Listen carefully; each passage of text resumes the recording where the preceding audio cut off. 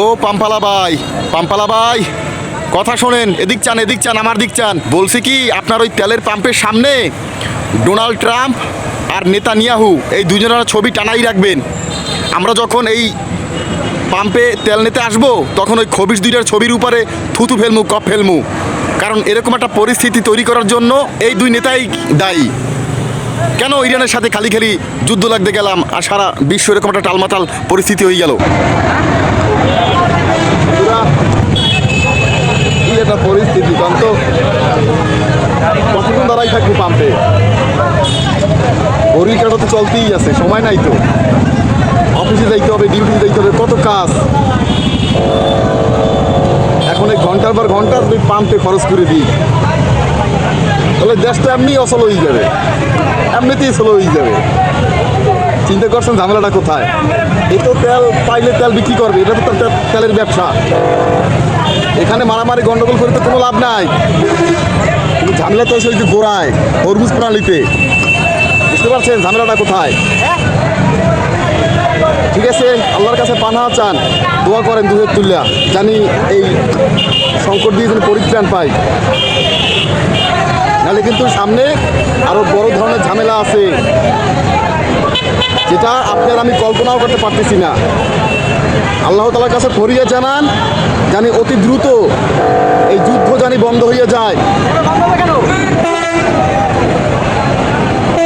বন্ধ না হইলে তো আরো ঝামেলা বাড়বে। না ওই তো যাওয়ার ওই সেই পর্যন্ত আর দরকার নাই। দেখেন ভাই, কিন্তু পরিস্থিতিটা দেখেন, দেখেছেন কি পরিমাণ ডোনাল্ড ট্রাম্পের উপর মানুষ রাগ, নেতানিয়াহুর উপর রাগ। এই দুইটা ব্যক্তি এই পৃথিবীটারে অস্থিতিশীল করে ফেলাইছে। ঠিক আছে, আপনার কথা যুক্তি আছে। যাই হোক ভাই, এখন এই পরিস্থিতিটার অফিসে যাবো ভাই, এখন কতক্ষণ দাঁড়াই থাকবো? কন চাকরি থাকবে না। ইনশাল্লাহ সব আল্লাহ ব্যবস্থা করে দেবে। আল্লাহ মালিক। বন্ধুরা, আসলে বলার ভাষা নাই। ওই যে ভাই বলল কেন যুদ্ধ বন্ধ হবে, যুদ্ধ চলুক। ঠিক আছে, আমিও একমত, যুদ্ধ চলুক। কিন্তু এই জীবন যুদ্ধে কিভাবে আমরা পরিত্রাণ পাবো? ওই যুদ্ধের কারণে তো সারা বিশ্ব অচল হয়ে যাইতে আছে। ঝামেলাটা কোথায়?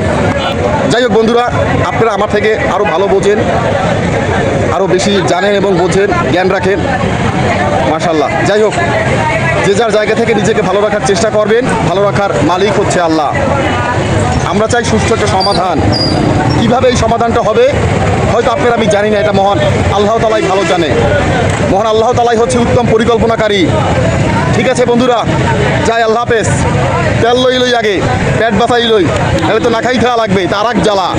রান্দাবাড়ি খেলতে আর মন চায় না। এখন কি একটা পরিস্থিতি, মারামারি গন্ডগোল লাগিয়ে যাবে।